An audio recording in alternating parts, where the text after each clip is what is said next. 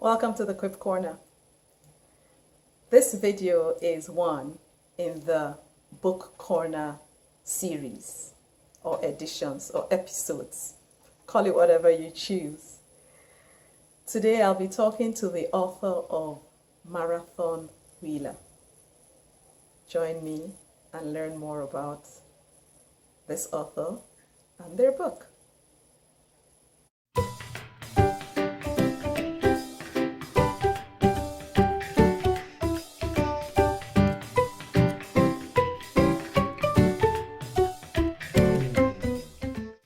Welcome to the Quip Corner, Heather.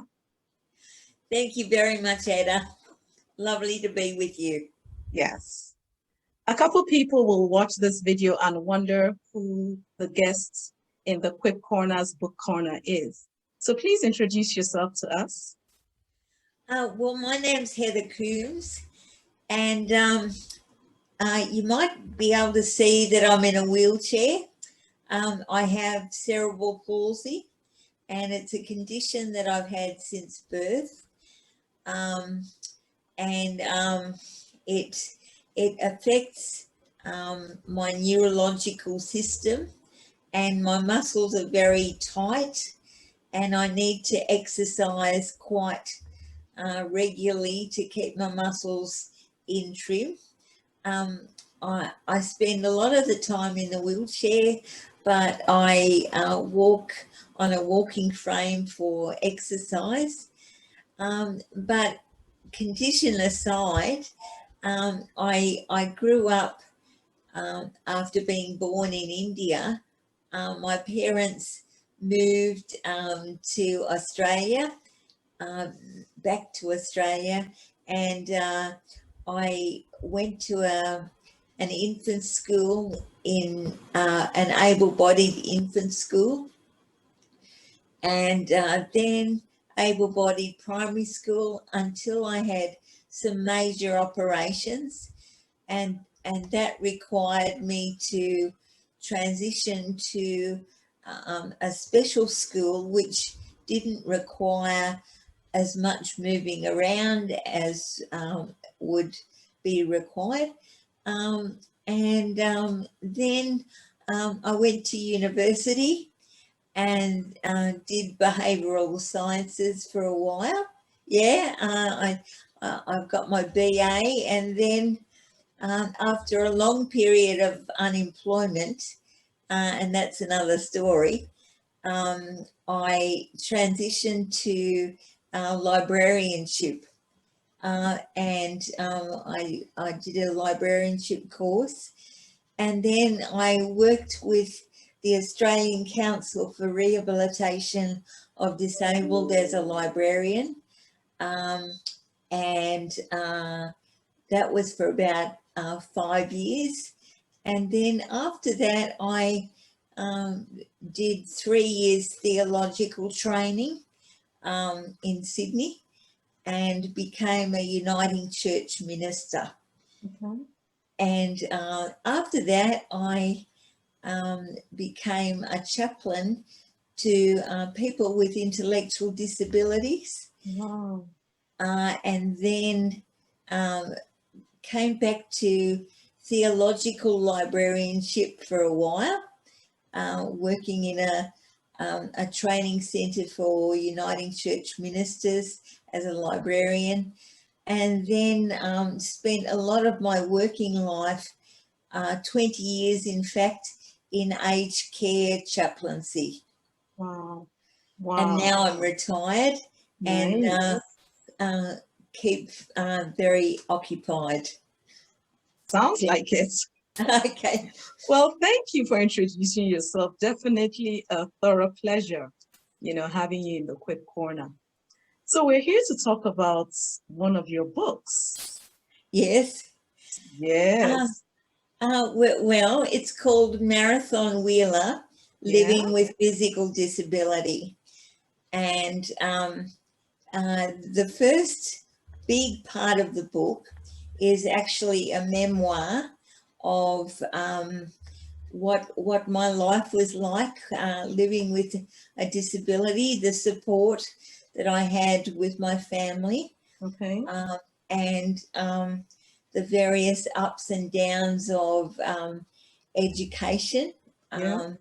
and just how I loved the freedom of university, but there were physical challenges in getting around university. Yeah. And then just an outline of my career. And then the second part of the book is actually a guidebook for people with living with physical disability, Nice. as to how to survive and even thrive with disability, but both physically and I've got some very practical hints, but also psychologically and spiritually. Yeah. So that's part of my proposed audience for the book. But Nice. another audience that I hope to reach are health professionals that want to understand the inner world of someone with a disability. Yeah. So I'm hoping that it will have a wide readership. Oh wow, that is quite a lot packed into that book. I mean, being courageous enough to step up and tell your story and then give people tips on how to manage, when they're living with different abilities. Yes, I want to first of all start off by thanking you for even doing that, because definitely it's a gift to the world. thank you. It was a mixture of fun to do it. It was very therapeutic to do it because I think when I retired, I wanted to try and reflect back on my life to see if I could put some pieces of the jigsaw together. And so the book certainly helped me to do that, Nice. and to make sense of my life so far. But it's not Okay. over yet. Excellent. That is such a beautiful thing to say. And it is true. A couple people will be like, that sounds like a good book. And in this world where we keep reminding people to be kind, I can almost imagine that there are people who may not be living with a different ability or may not be a caregiver, but just want to know how to be kind and considerate of people with different abilities and may be interested in your book. So can you read a bit of your book to us, please?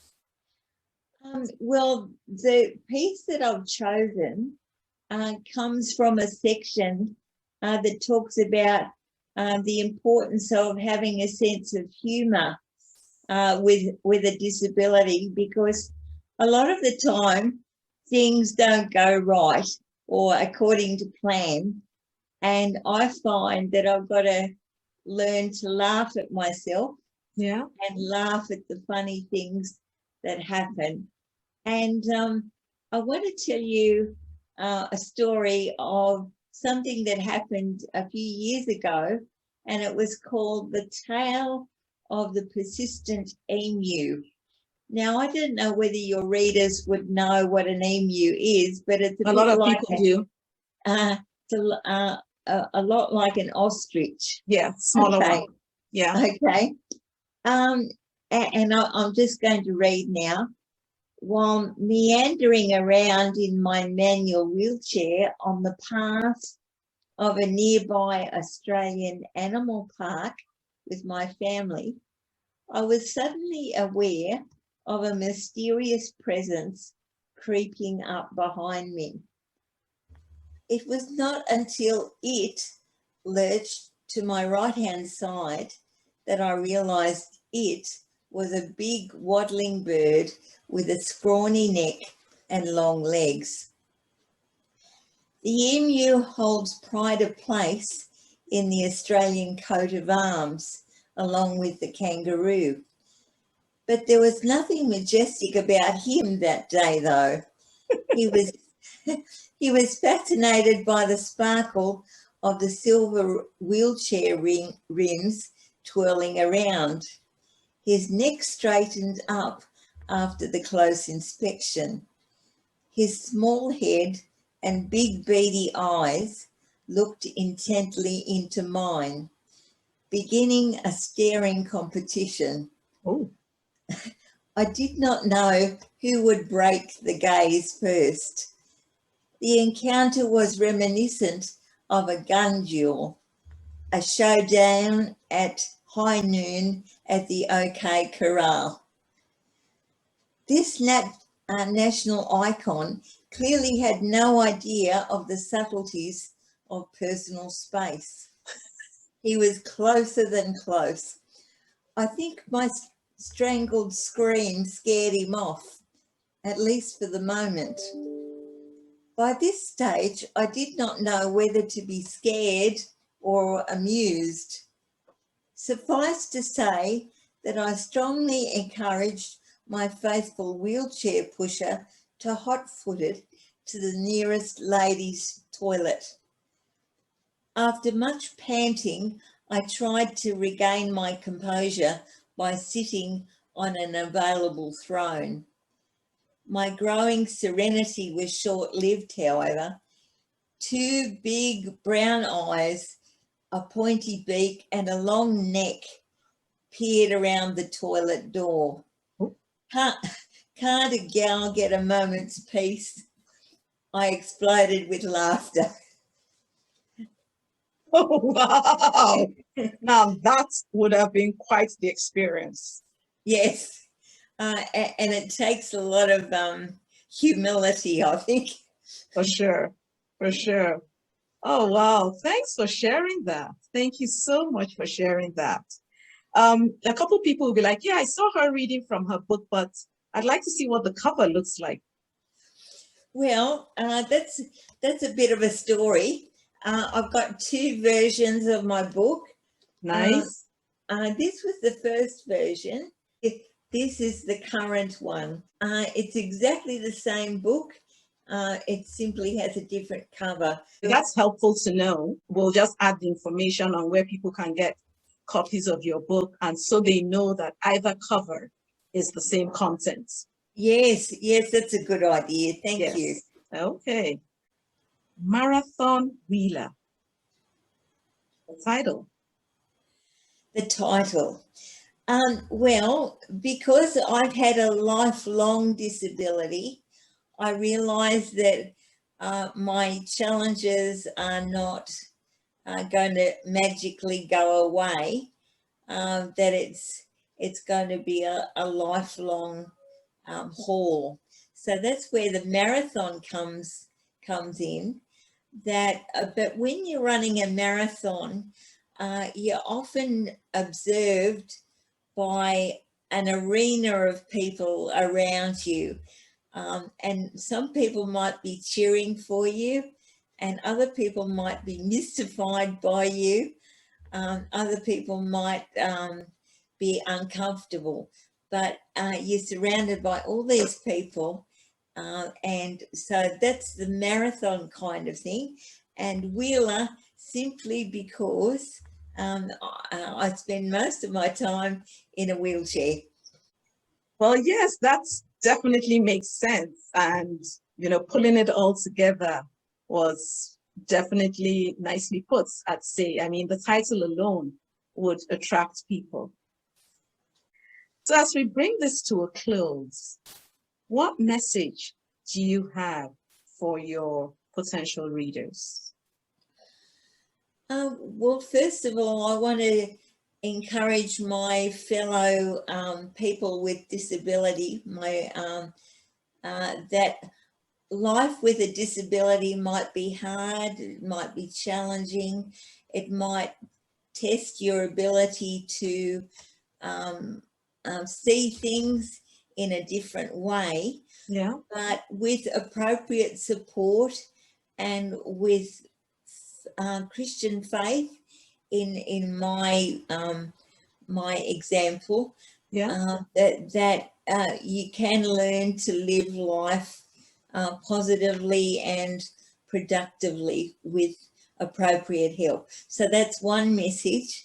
But I also want to increase the empathy and sensitivity Yeah. of others who want to learn more about what what makes us tick, and inside of us we're just normal human beings. Yeah. We might come in a different package, but we're still we cry, we laugh, we get nervous, Yeah. all of those sort of Mm-hmm. things. We're not abnormal in Yeah. that way.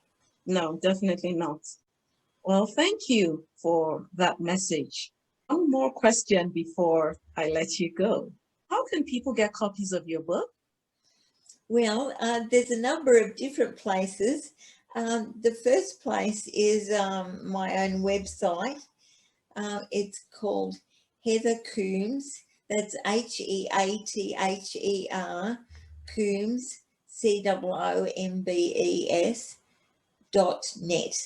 And that Heather Coombes is one word. Yeah. That's my website on, and I've got a Facebook page called Author Heather Coombes. But Okay. also you can find it in online bookstores like Amazon, Barnes and Noble, those kinds of places. Okay. All right. Thank you. We'll add that information in the description box below the video. Good, good. Thank you. Well, thanks for joining me in the Quip Corner. Truly appreciated your accepting the invitation. And thank you very much for your friendly hospitality. You're welcome. Okay. Oh, wow. Putting together a memoir and a guide. Truly, by telling our stories, we help other people live their lives and thrive too. Heather's book sounds like a pretty interesting one. And I like the fact she mentioned wanting to help caregivers and other people who may be living with different abilities. Well, you'll get information on how to get copies of her book below this video. Until we see again in the Quip Corner, you take care and keep being kind. Bye now.